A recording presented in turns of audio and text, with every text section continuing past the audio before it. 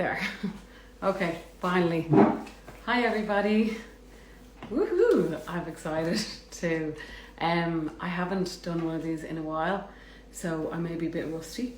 I'm sure you can help me out.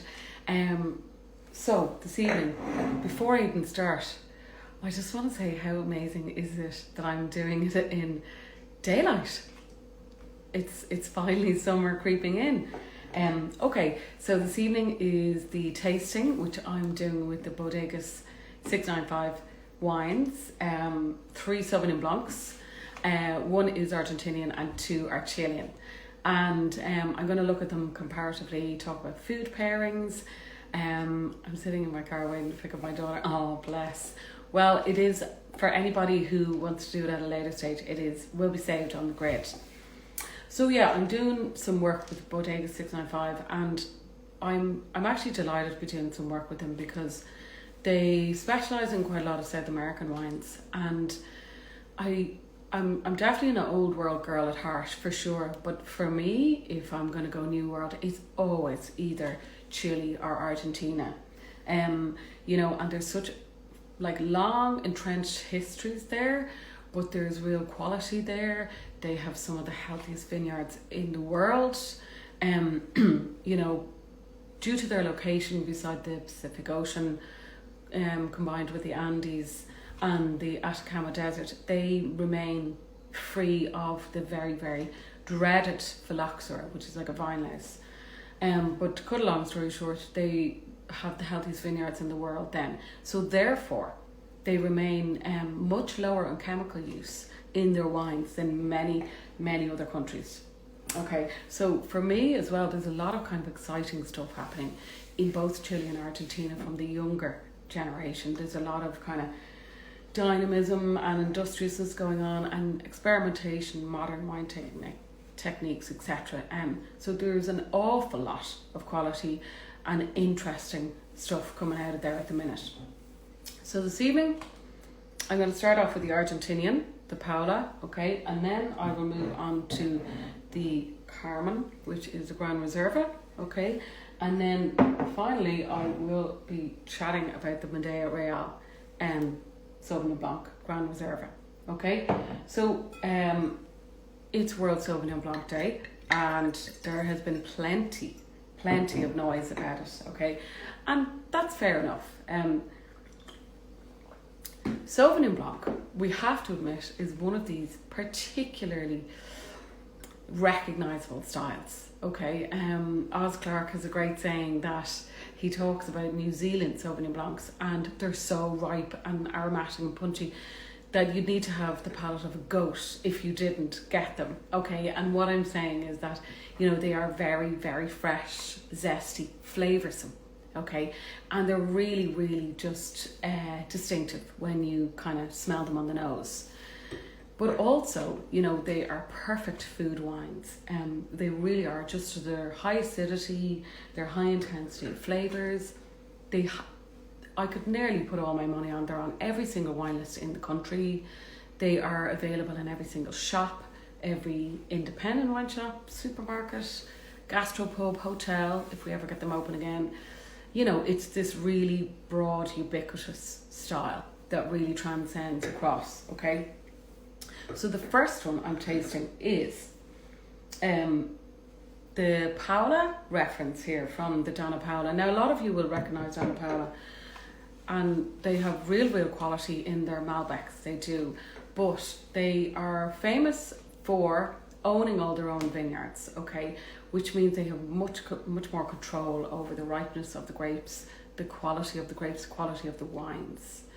Therefore, they have less manipulation to do in the winery, okay. The fruit comes in to their standard, a top quality standard.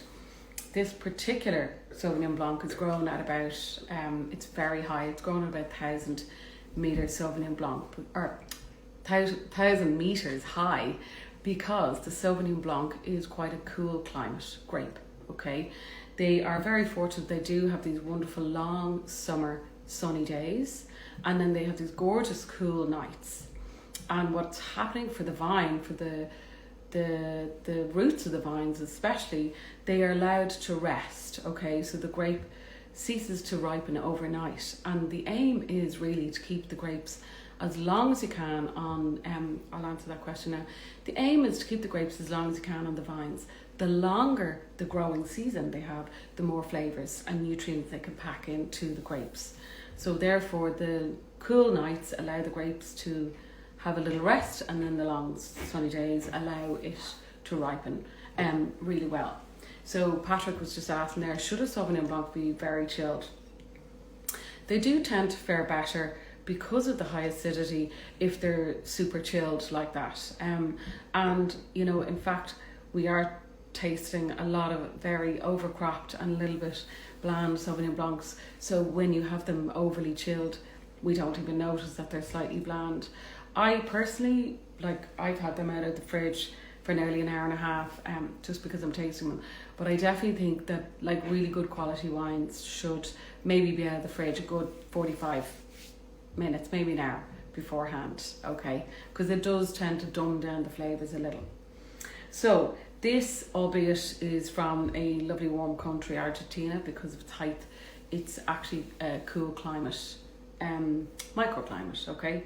So there is no oak in this one, okay? It's a lovely, clean, fresh appearance to it. It has a really gorgeous, clean, fresh nose to it. And, you know, Sauvignon Blanc was one of these grapes where it was one of the first grapes where they started documenting the various aromas from it, because they were so pungent and so aromatic and so distinctive to Sauvignon Blanc.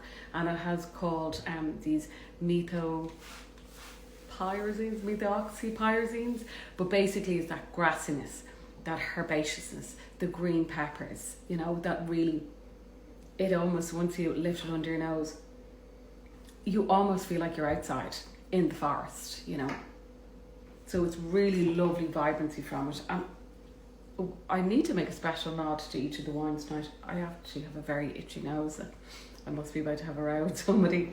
But what is very, very interesting about the wines tonight is this Donna Paola here is 2016.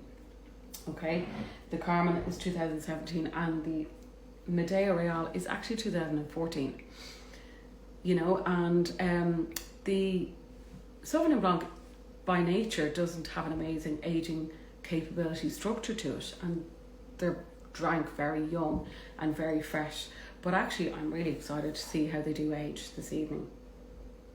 So yeah, really gorgeous, almost nettles, long green grass, touch of gooseberries, real classic Sauvignon Blanc here, almost like the cool climate Sauvignon Blanc. Limes, green apples. Okay, cheers.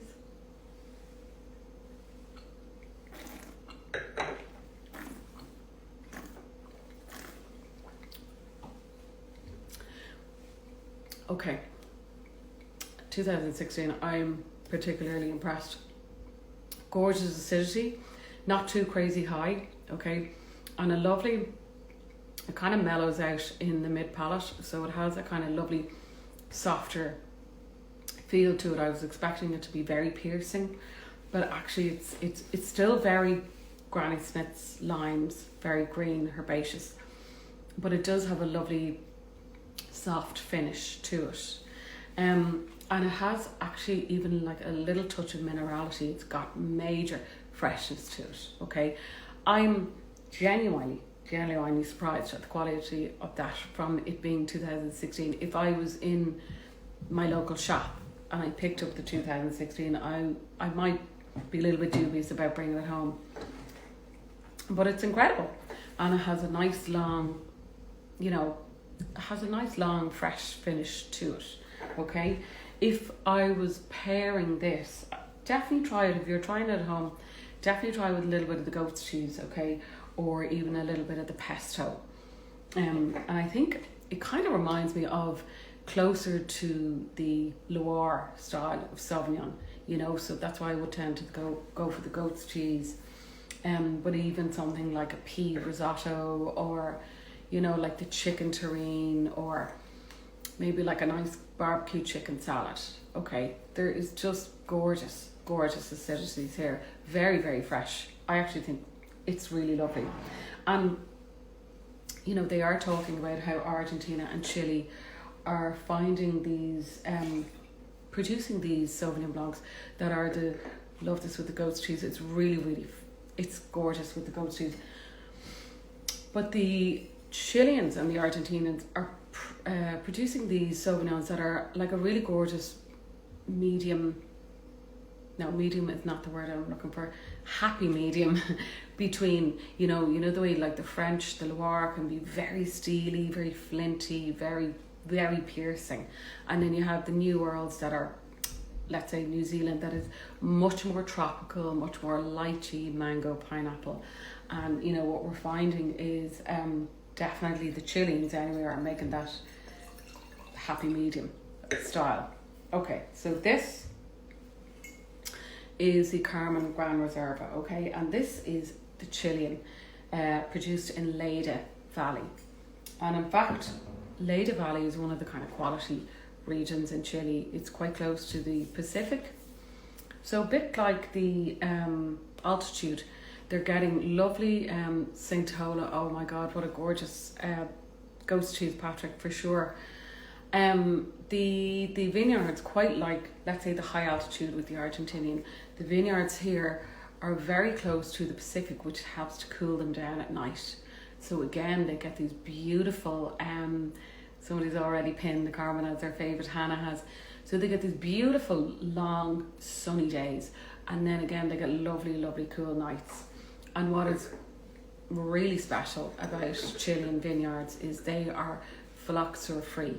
So they need to use a lot less chemicals. Okay, as I was saying before, a lot less chemicals.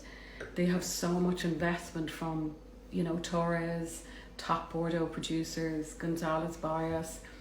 It's really, really becoming much more known for a utopia of vine growing. Spectacular climate, great soils, great culture. And I was reading a very interesting article there recently, and not to bore the pants off you, but it makes total sense.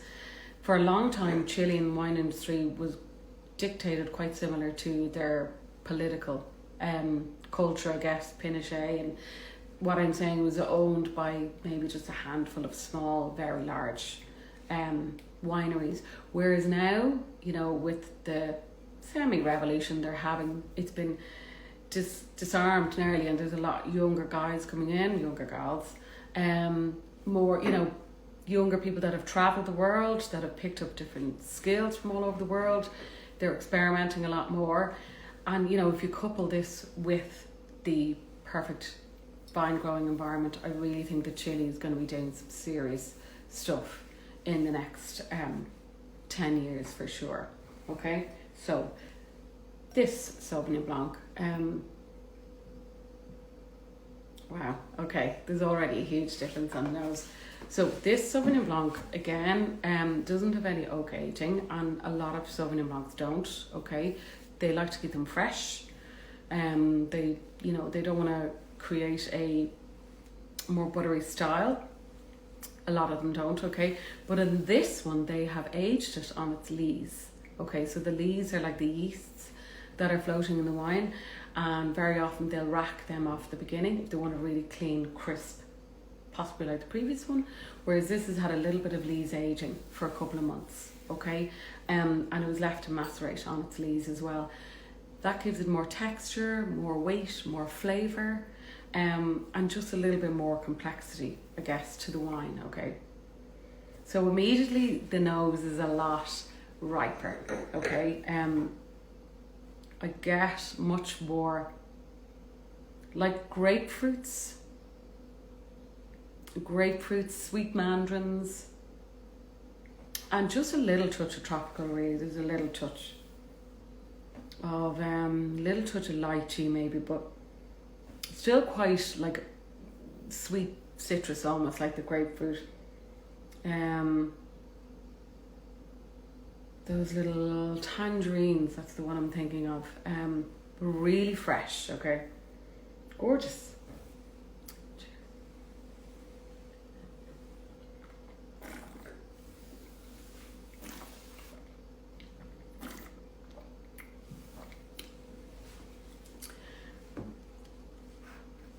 Wow, blackcurrant. That is exactly it. Yeah. Oh my gosh, so much so. And now that is all I can get. So Patrick and Russell were talking about blackcurrant, and it's beaming out of the glass. And the palate feels actually a lot weightier than the previous wine. And generally with Sauvignon Blancs, we think of them as we think of them as kind of the lighter style, but the lees aging here will give it a little bit more weight and a little bit more roundness in the mouth, you know. So if you are more of possibly a Chardonnay drinker, or maybe more of an Albarino drinker, or a Semillon drinker, you like wines with a little bit more weight, this would definitely be coming into your territory. Okay, really, really lovely mouthfeel to it. And actually on the palate I get quite a bit of that blackcurrant as well, but I definitely get a lot of the grapefruit and the tangerines and like all of those kind of sweet oranges, but really very crisp and very, very fresh again. Okay, so I was suggesting this evening, I think this, because of the weight, the added weight to it, I think this has a better capability with the likes of the charcuteries, you know, those kind of salamis, even the prosciuttos, those cured hams, any of those, even something maybe richer and earthier, maybe like a pate, a chicken liver pate or something like that. And I definitely think it has the kind of weight and the vibrancy to go with like lovely roast pork or roast goose or roast chicken. Yeah. Now, guys, I get all of the blackcurrant on it. And actually, I got a little. I'm just gonna check one more time.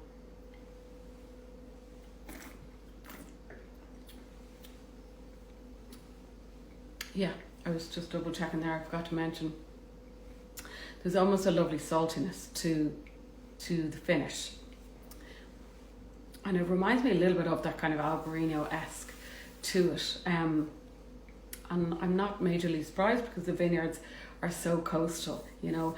But like in terms of the Sauvignon Blanc and in terms of the length on it, the gorgeous array of flavours on it, the finish to it, the weight in it, there's just a lot more going on here than gorgeous Christmas starter wine. I know, we're thinking about Christmas wines already.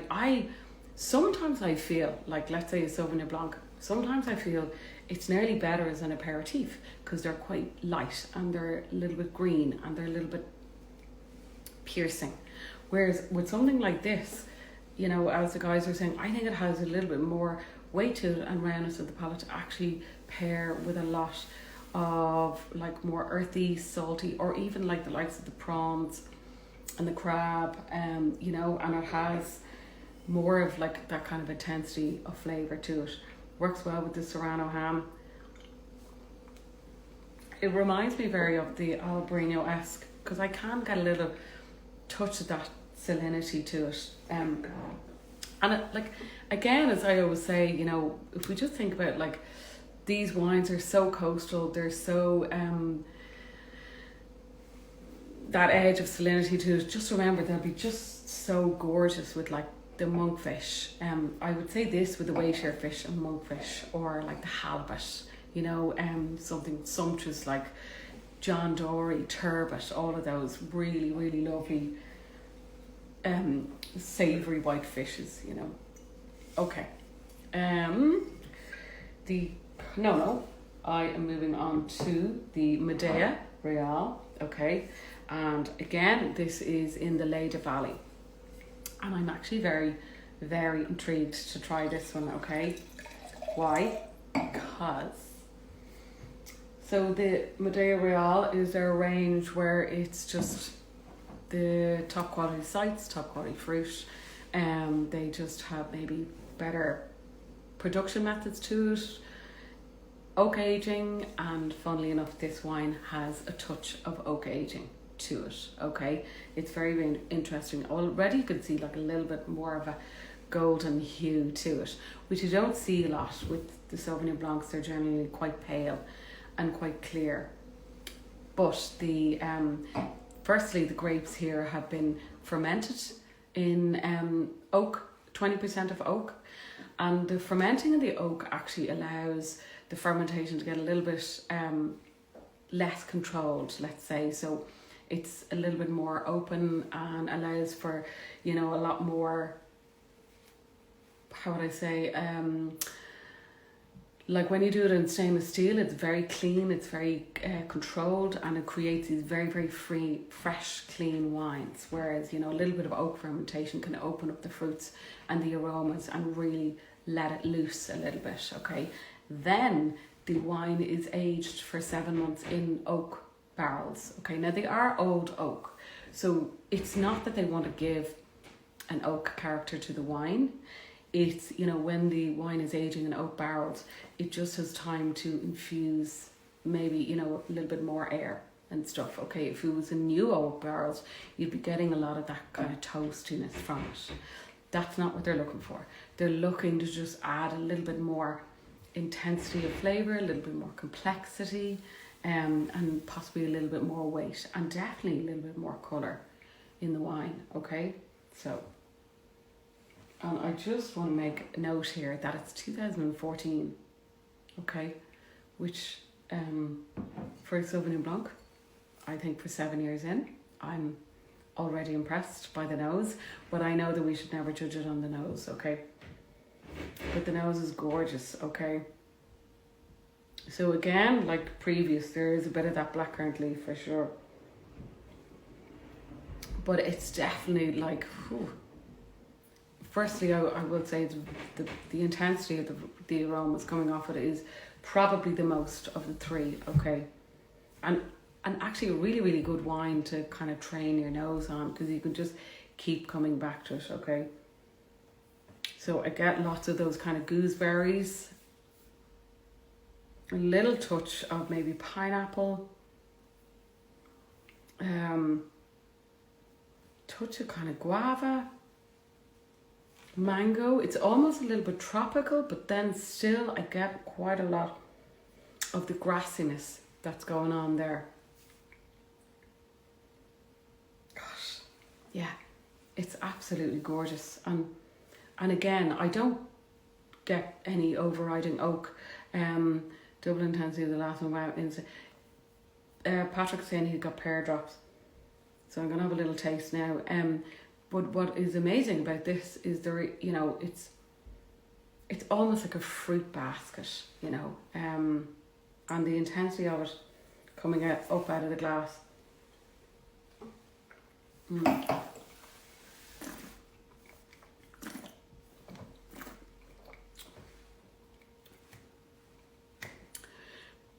Wow. So it's so mouth-filling. It's so mouth-filling, and yet the finish is so clean and fresh.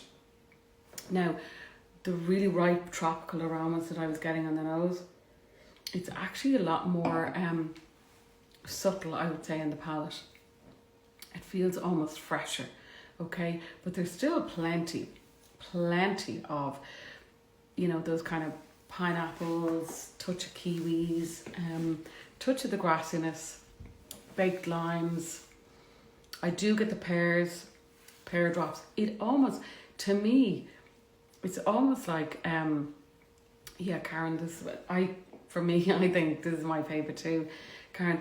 But it kind of reminds me of, and I think I've said this before about a wine, you know, in hotels when you used to get the little bowls of fruit salad, you know, and the fruits have been marinating, and there's just so many flavours going on, yet it's still fresh and clean and ripe.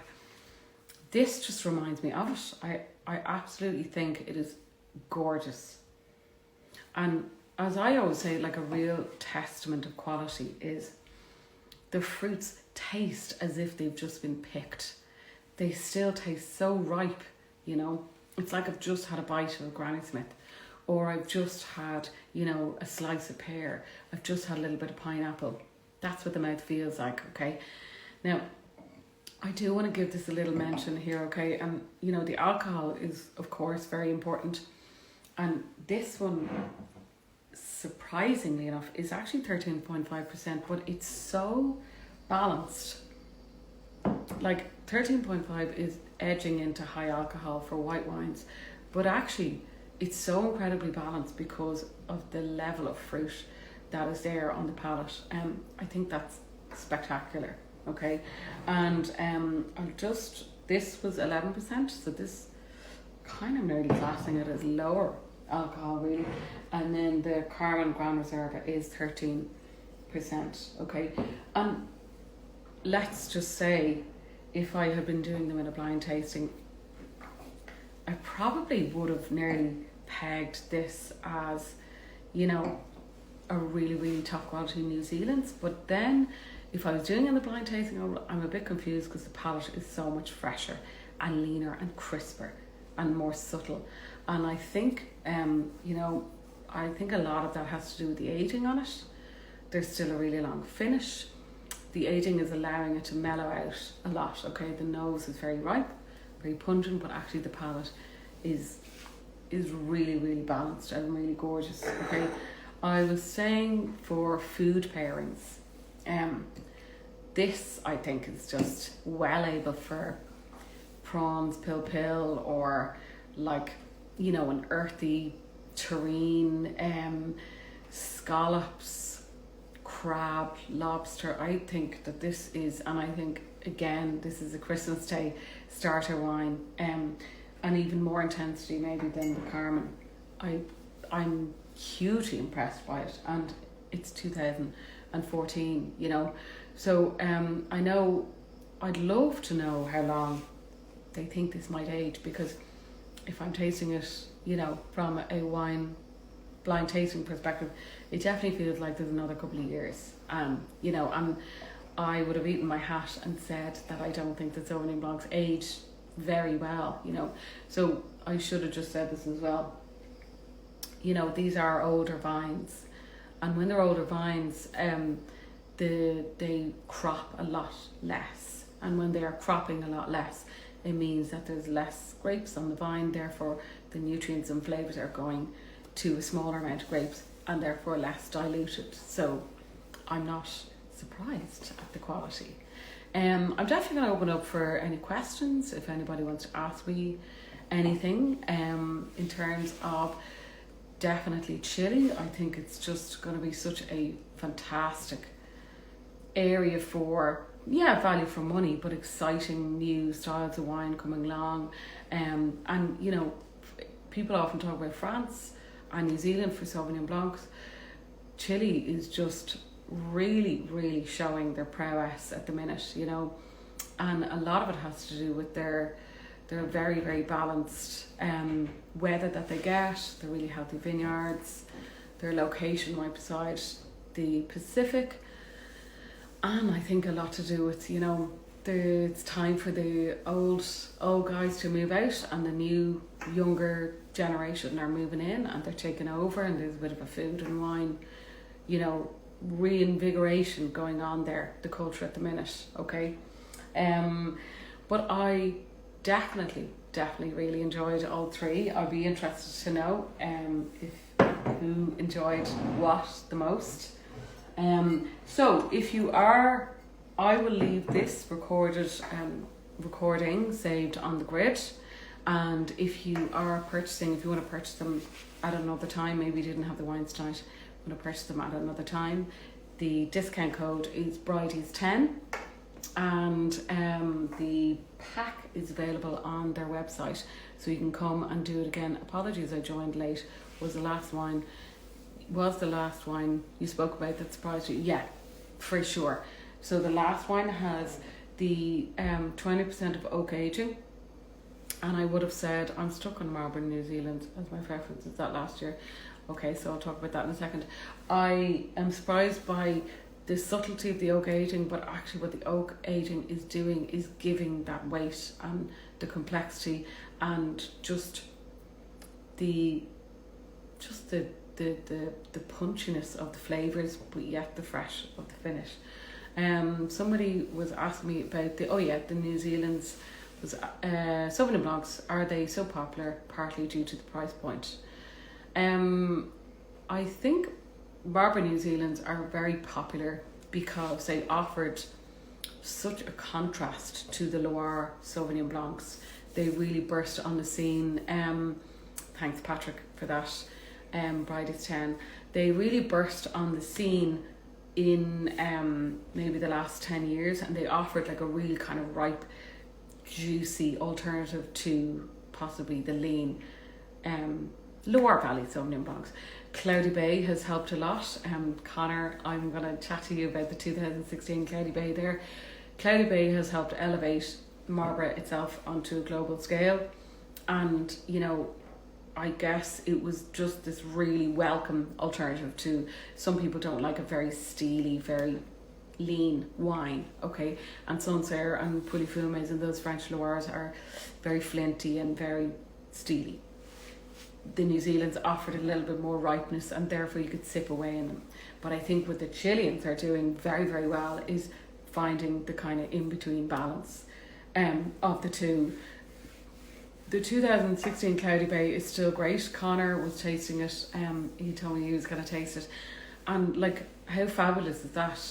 Again, there's quality wine producers showing us that actually Sauvignon Blanc has the potential to age, for 5 to 7 years. It's never going to have the length of Chardonnay or Riesling or anything like that. But isn't it fabulous that we still have these wines, 2014, Connor's 2016. And a lot of that is coming from, if it's a single vineyard, if it's older fruit, older vines, if it's, maybe a little bit of lees aging, maybe even a bit of touch of oak aging, which would help the wine last a little bit longer. So all of these points do come into play. And I think the Carmen last one was lovely. Didn't have the wines to try, but will for sure. Intrigued by these Chileans. For some reason, lockdown last year, I started enjoying Sauvignon Blanc and having more Chardonnay. I cannot speak highly enough of the Chileans. I think they have this utopia for vine growing, but also now they're going to have this kind of, like, I know at the minute there's a referendum going on to change the constitution. So the big civil unrest there still, after such a dangerous leader that they had for a long time. So their country is still kind of disassembling and starting out as new, and the wine industry was no different. So the wine industry is going to be where we are going to reap the benefits, and consistently they produce really, really excellent quality wines. Which one would be better for a cheese board? Good question. Okay, I certainly think it's a toss-up between the Carmen Grand Reserva and the Madeira Real. The Paula, definitely for the likes of the creamy, salty cheeses, like the goats or the ricotta or the feta. But I think these two, because it's a little bit more, what would your ideal year you would purchase in Sauvignon Blanc? Okay, I'll answer that in 1 second. I think the other two, because they have a little bit more of a riper flavour profile and a little bit more complexity, have a better propensity to match maybe Brie, Camembert, maybe like an aged cheddar. I definitely don't think they would stretch to a blue cheese, but maybe a little bit of honey on the blue cheese might help. Okay, what would be the ideal year you would purchase in Sauvignon Blanc? Sauvignon Blanc is one of these, it's not so driven by vintage, okay, because they are very much produced to be enjoyed straight away. Oh, brilliant. Ali had it with the Benny and Co. goat's cheese. Yeah, gorgeous. And the asparagus is very, very tricky to match, and Sauvignons are perfect with the asparagus. Yeah, so Sauvignons are made to enjoy straight away. So, it's not so that they would be concentrating on excellent vintages. I personally would have said in the shop, that, you know, the kind of younger and fresher the Sauvignon is, the better. But actually, I've been proved wrong by the Madeira Real. You know, it's aging. Connor is drinking his Cloudy Bay tonight, 2016. That's aging very well. If you're drinking everyday entry-level Sauvignon Blanc, 2019, 2018 would be as far as I'd go. But these are actually quality Sauvignons, so they can last a little bit longer. I found it so interesting after always being a New Zealand fan. Oh, brilliant. I'm delighted you did. And like, it's so easy to be a New Zealand fan. It really is. They're so palatable. They have really like captured the imagination of the world. And in fact, New Zealand Sauvignon Blanc is now a cult global wine style in itself, like Argentinian Malbec, okay? But, you know, there is so much more quality out there. So much more interesting, you know, modern production going on as well with Sauvignon Blanc. And I really think that, I'm not saying that Argentina haven't, but I think there's, you know, Chile are quite proud of their Sauvignon Blanc offerings, and there's a lot of concentration on that, you know. Patrick was saying the Drummond House asparagus. Oh yeah, actually that is a very good recommendation. Someone's read. You have to get that out straight away. White Bordeaux can go on for you. So yeah, white Bordeaux with Semillon blended into it can age exceptionally well. And actually I think white Bordeaux is one of my favourite wine styles to enjoy, because it has those gorgeous Sauvignon Blanc essences and flavours, but the Semillon really gives it a bit of weight, gives it a bit of oiliness, and they, when they develop, they just, there's like honeysuckle and nuttiness, and they're just gorgeous. Definitely converted to Chile for Sauvignon Blanc. Yeah, for sure. And I think what's exciting as well is their kind of little possible mini revolution in the wine industry as well. You know, that we're going to see a lot more smaller wineries coming to the fore, a lot more interesting techniques that they're using. And again, ultimately we want to be drinking wines that are as healthy as possible, that have the least amount of chemical intervention as possible, you know, for sustainability, for sure. Okay, if anyone else has any questions. I actually really enjoyed all of the wines tonight. I definitely think the Madeira Real is the food. I probably wouldn't be sipping away on that with no food, purely just because of the intensity of flavour. But this is lovely, like maybe with, you know, oysters or something, and really like zesty and fresh, and like a really kind of light zippy starter. Karen had the recipe from Ballybuffet. It's fab, brilliant. I'm delighted you enjoyed it. I really enjoyed it too, and thank you guys so much for tuning in. You know, I really appreciate it. And yeah, if you want to do it again, it would be saved on the grid. And I hope you enjoyed this evening. And I will be on soon to chat about what we're going to do next. Okay? All right. Okay. Bye.